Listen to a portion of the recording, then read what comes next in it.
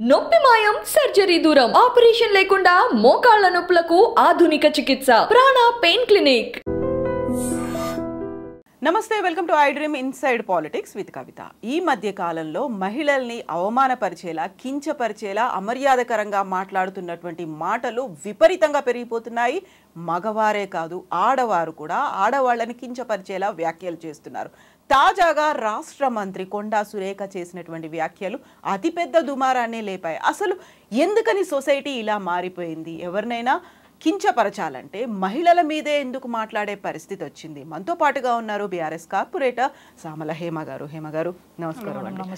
So being a women corporator, ఇలాంటి సిచ్యువేషన్ని మీరు చూస్తున్నప్పుడు ఏమనిపిస్తుంది? ఎంత మీరు పోరాడారు, ఎంత కష్టపడ్డారు, అంతకుముందు చేసినటువంటి సాఫ్ట్వేర్ జాబ్ను వదిలేశారు, మీ కెరీర్ని వదిలేశారు, పబ్లిక్ లైఫ్లోకి వచ్చారు, సమస్యల కోసం పోరాడుతూనే ప్రజల కోసం ఏం చేయాలని ఆలోచిస్తున్నప్పుడు ఎక్కడో ఒక చోట ఇట్లాంటి మాటలు వినిపిస్తున్నాయి.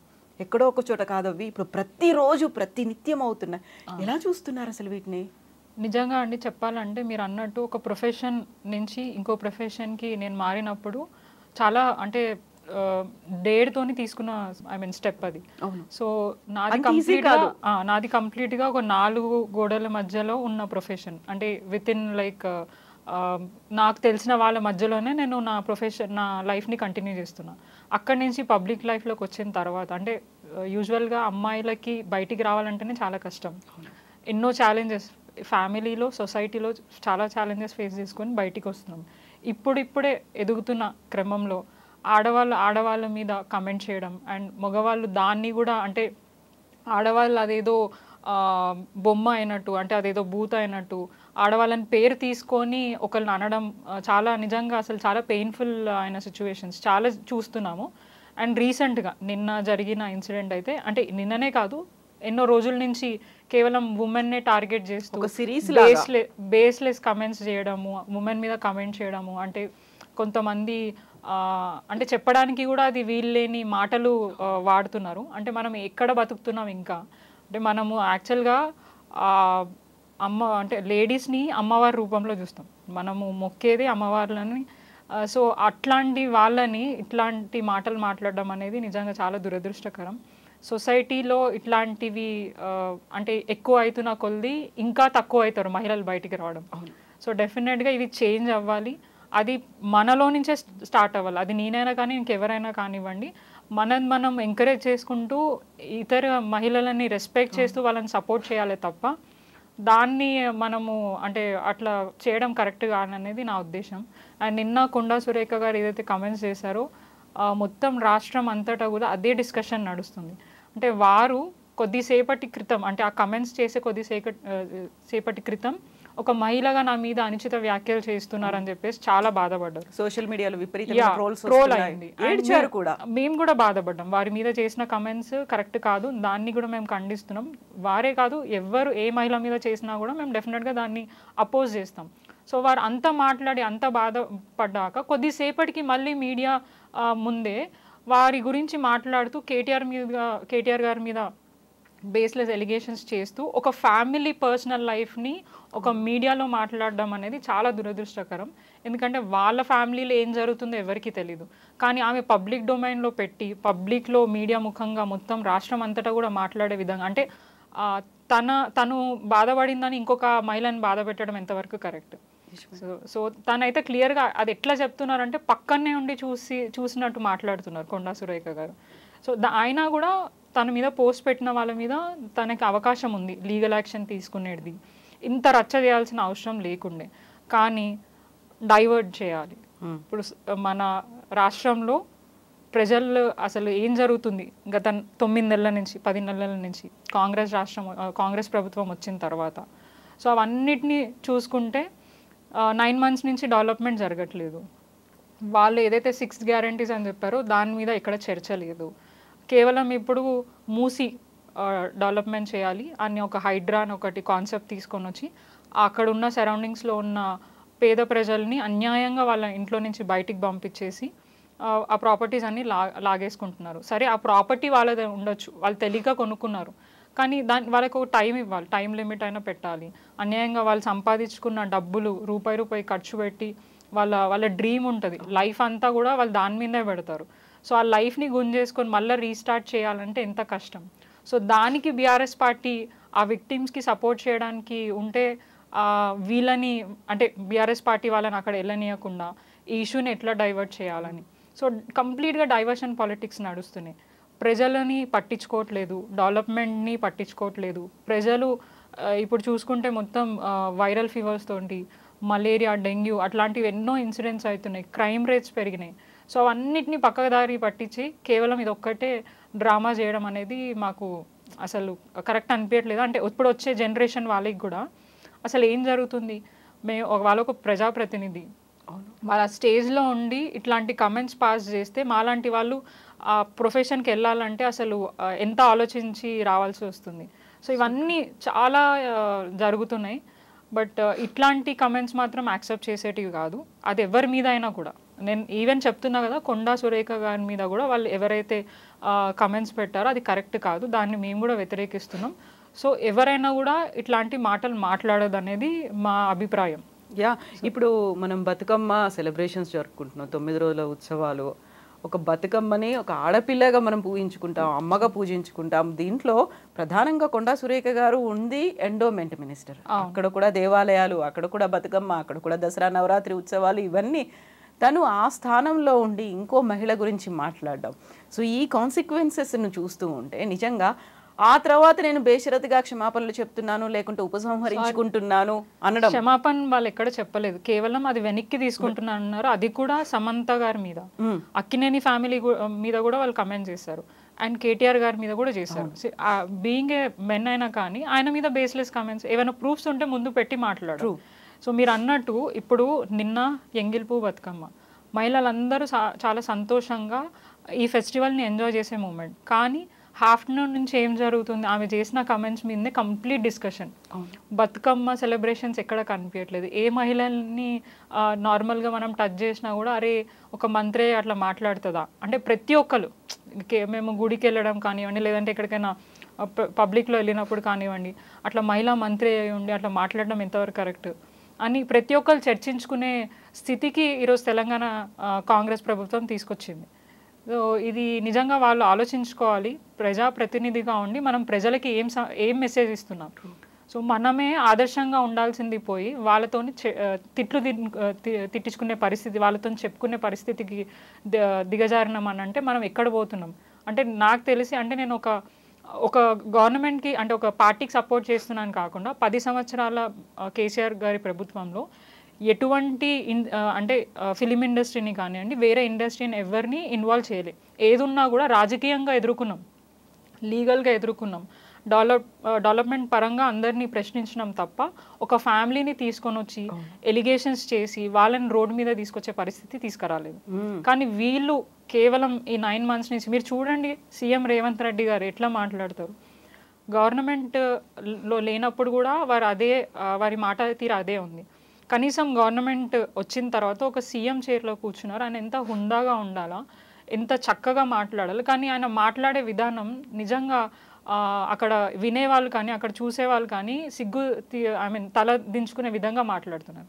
ఎందుకంటే పిల్లలు మేము నేర్చుకోవాలి, మాలాంటి వాళ్ళు రాజకీయాల్లోకి వస్తున్నామంటే కూడా ఒక వ్యక్తిని చూసి ఇన్స్పైర్ అయ్యి ముందుకెళ్ళాలనుకుంటాం. కానీ చిన్నపిల్లల దగ్గర పోయి ఒకరి గురించి మాట్లాడడం, అదే సంస్కారం మాకు అర్థం అవ్వట్లేదు. సో వారి నాయకత్వం అట్లుంది కాబట్టి కొండా సురేఖ గారు కూడా అట్లనే ఉన్నారని నేను అనుకుంటున్నా.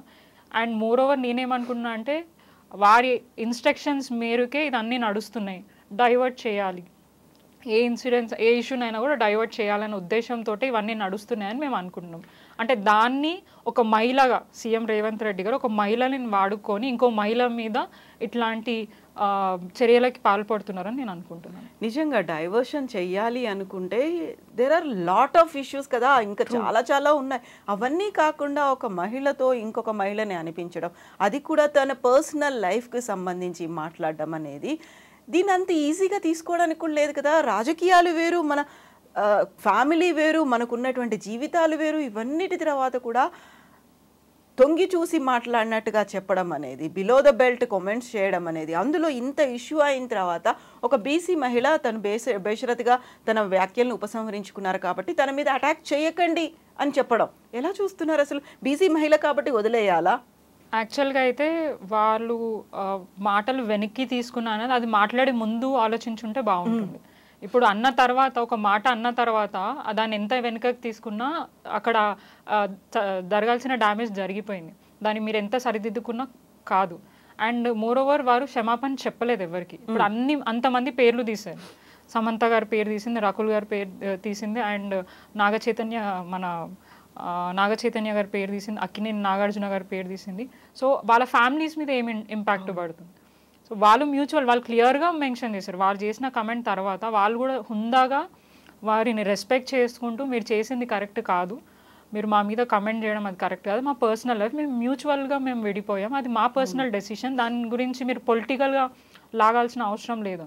అసలు వాళ్ళు ఆ ఇన్కన్వెన్షన్ ఎందుకు వచ్చిందో అంటే I'm sorry I should not talk this. ఇప్పుడు ఇన్కన్వెన్షన్ వల్లనే కేటీఆర్ గారు మీద ఇట్లా కమెంట్స్ చేశారు. అడగాలంటే మేము అడగలేనా? ఇప్పుడు మీకు మంత్రి పదవి ఎట్లా వచ్చింది అని చెప్పి వాళ్ళు రేవంత్ రెడ్డి గారు ఇప్పుడు పదవిలోకి వచ్చినాకనే ఇన్కన్వెన్షన్ని కూలగొట్టారు. సో అంటే ఏ బేస్ మీద కూలగొట్టారు? ఎవరినైనా పిలిస్తే రానందుకు కూలగొట్టారా? అంటే మేము మాట్లాడలేకనా?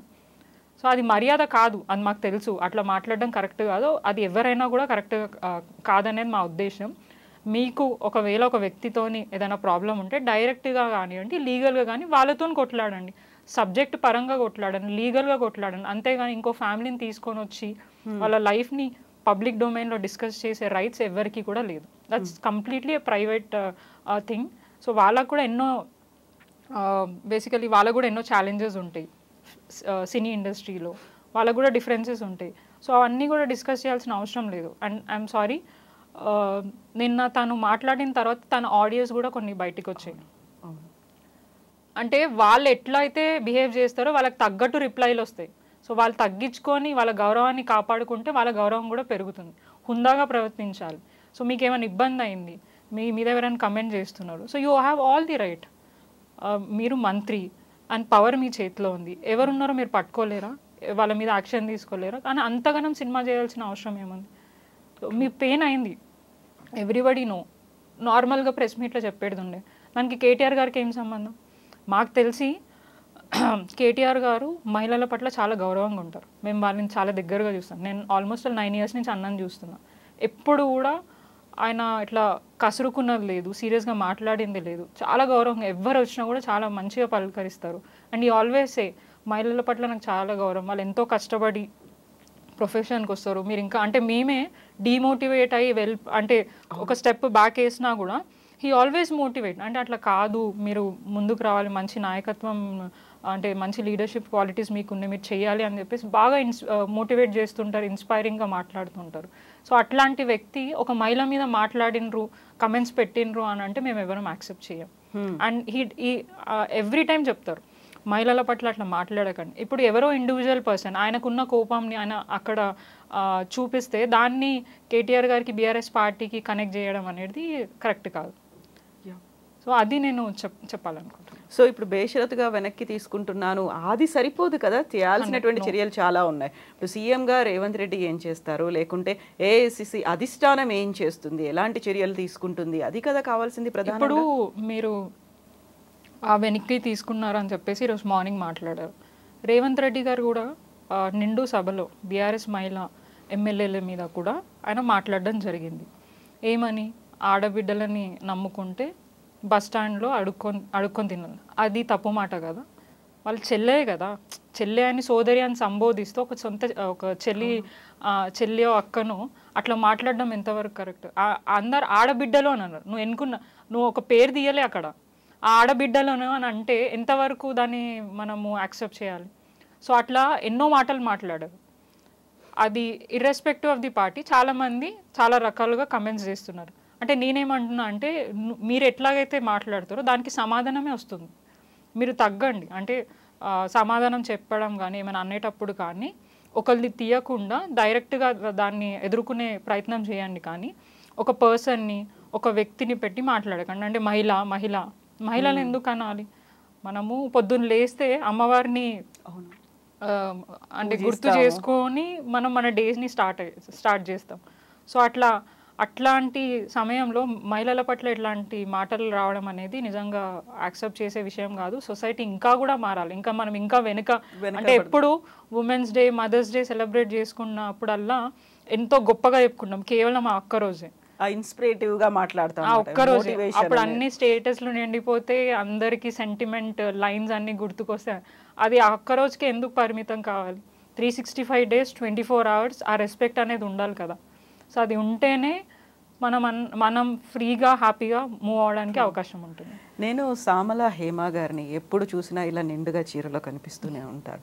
చాలా వరకు చేసేటువంటి కామెంట్స్ కావచ్చు, ఎదుటి వాళ్ళని డిమేన్ చేయాలి అంటే నువ్వు మగాడివైతే అనే దాంతో పాటుగా నీకు చీర గాజులు పంపిస్తాము.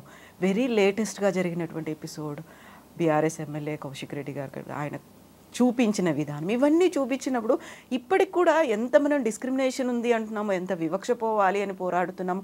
ఇవన్నీ ఇన్సిడెంట్స్ అనేవి నువ్వు మగాడివైతే నీలో మొగతనం ఉందా, నువ్వు మీసం ఉందా, ఇలాంటివన్నీ చూసినప్పుడు ఇంకా ఇంత తక్కువ చేసి చూపించాల్సిన అసలు ఆ మైండ్ సెట్లో ఏముంటుంది? చీర గాజులు అనగానే ఏమొస్తుంది అనుకుంటున్నారు? అంటే లైక్ చిన్నగా ఉన్నప్పటి నుంచి ఆ డిఫరెన్సియేషన్ అనేది మన పేరెంట్సే నేర్పిస్తారు. నువ్వు మొగోడివి ఏడవద్దు, ఆడపిల్లను ఏడ్చినా ఏడ్చిపోతుంది అనేది రెగ్యులర్గా అది ఎప్పటి నుంచో తరతరాల నుంచి వచ్చే సిస్టమ్ లాగా అయిపోయింది. సో ఇప్పుడు ఆడపిల్ల కాగానే వీక్, అందుకనే వీళ్ళకి అది అనేది చాలా ఈజీ అయిపోయింది. అంటే ఎవరైనా కానివ్వండి ఆ మర్యాద లేకుండా, ఆ చీరకున్న గౌరవం వాళ్ళకి తెలిసినా కూడా దాన్ని నెగ్లెక్ట్ చేస్తూ చీర గాజులు వేసుకో అంతెందుకండి. మీరు కౌశిక్ రెడ్డి గారు అంటున్నారు, సొంత అంటే కాంగ్రెస్ పార్టీ మహిళా నాయకులే చీర గాజులు వేసుకొని తిరుగు అని ఇంకొక లీడర్ని అనడం మేము చూసినాం. అంతగనం కౌశిక్ రెడ్డి గారు అన్నప్పుడు వాళ్ళు అంతగనము అట్లెట్లా మరి మహిళలని రియాక్ట్ అయ్యారు. మరి వాళ్ళ నాయకులే కదా, మహిళా నాయకులే కదా అట్లా మాట్లాడడం జరిగింది. సో అంటే అసలు ఎవరికి ఏం పద్ధతి ఉందో అర్థం అవ్వట్లేదు. మనం చేంజ్ అవ్వాలా, మన మైండ్ సెట్ చేంజ్ అవ్వాలా. చీర గాజులు అనేది వీక్ కాదు.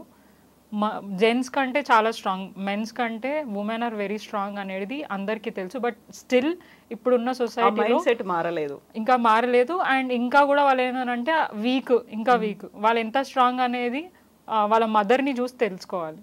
అది నేను అంటే చీర ఇంకా గాజులు అంటే మీ మదరు, ఆమె ఎంత స్ట్రాంగ్ ఉంది, నిన్ను ఎలా పెంచింది అనేది నువ్వు అంటే పెరిగే దాన్ని బట్టి ఉంటుంది అని చెప్పేసి నేను అనుకుంటున్నాను. ఎస్ హేమ గారు, థ్యాంక్ యూ సో మచ్ అండి. మళ్ళీ మనం నెక్స్ట్ టాపిక్స్, అదర్ టాపిక్స్ గురించి కూడా మాట్లాడుకుందాం. Thank you so much.